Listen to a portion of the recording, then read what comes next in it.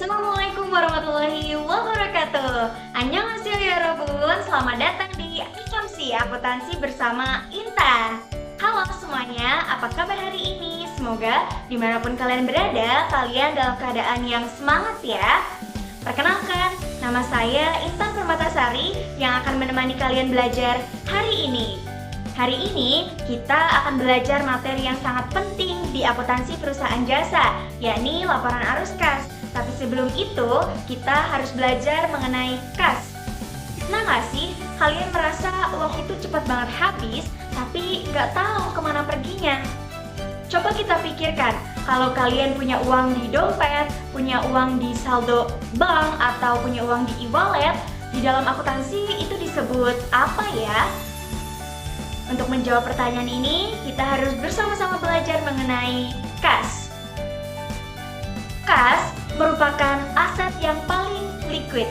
Kenapa disebut aset yang paling liquid?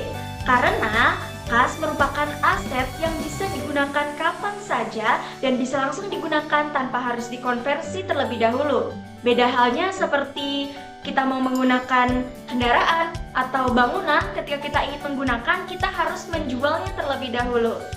Kita harus mengetahui contoh kas itu apa saja ya. Seperti yang tadi sudah disebutkan, contohnya ada uang tunai di dompet, ada saldo yang ada di bank, atau saldo di wallet, bahkan uang yang ada di kantong kalian. Itu termasuk ke dalam bagian kas. Sekarang kita akan masuk ke konsep yang penting, yakni terkait di mana posisi kas di dalam akuntansi.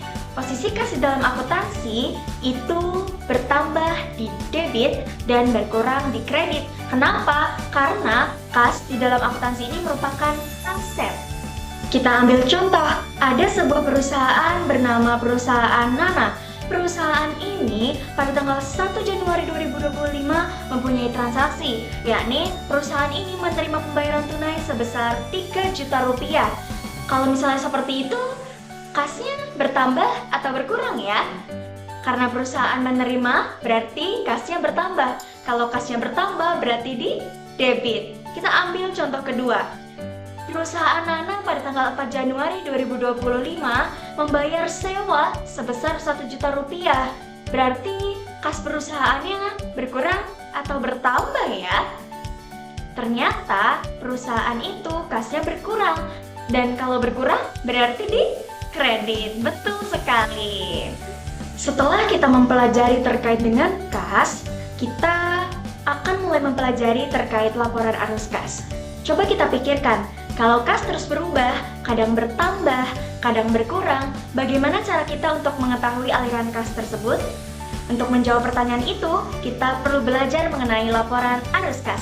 Laporan ini membantu kita untuk melihat dari mana kas masuk dan kemana kas itu digunakan dalam satu periode. Menurut Ikatan Akuntansi Indonesia dalam SAKETAP, laporan arus kas adalah laporan keuangan yang menyajikan informasi perubahan kas dan setara kas dalam satu periode tertentu, yang dibagi menjadi 3 aktivitas utama. Yang pertama, aktivitas operasi, aktivitas investasi, dan aktivitas pendanaan. Kita perlu mengetahui terkait ciri-ciri arus kas. Pertama, arus kas bersifat aktual atau real cash. Kedua, terdiri dari 3 aktivitas utama yang sudah disebutkan tadi, yakni aktivitas operasi, aktivitas investasi, dan aktivitas pendanaan. Yang ketiga, aktivitas ini menunjukkan kemampuan likuiditas perusahaan. Dan yang keempat, disajikan dalam periode tertentu. Dan yang terakhir, bisa bernilai positif maupun negatif. Teman-teman, dalam menyusun laporan arus kas, kita bisa menggunakan pendekatan dari jurnal umum. Artinya, setiap transaksi kas kita catat terlebih dahulu, lalu dianalisis apakah termasuk kas masuk atau kas keluar. Untuk itu, kita membutuhkan sumber data berupa buku besar, akun kas, dan juga bukti transaksi. Dari sinilah kita bisa mengetahui aliran kas secara jelas. Demikian pembelajaran yang dapat kita pelajari bersama-sama. Dapat kita simpulkan bahwasannya kas merupakan aset yang paling liquid yang bisa kita gunakan kapan saja dan juga kita belajar mengenai laporan arus kas, bahwasannya laporan arus kas ini dapat membantu kita untuk mengetahui kemana uang itu keluar dan dari mana uang itu masuk. Demikian pembelajaran hari ini. Kita akan masuk ke pembelajaran selanjutnya terkait laporan arus kas. Jangan lupa kalian simak dan kalian pelajari pembelajaran hari ini dengan sungguh-sungguh agar bisa mempelajari pelajaran selanjutnya. Sampai bertemu di Makasih. Wassalamualaikum warahmatullahi wabarakatuh.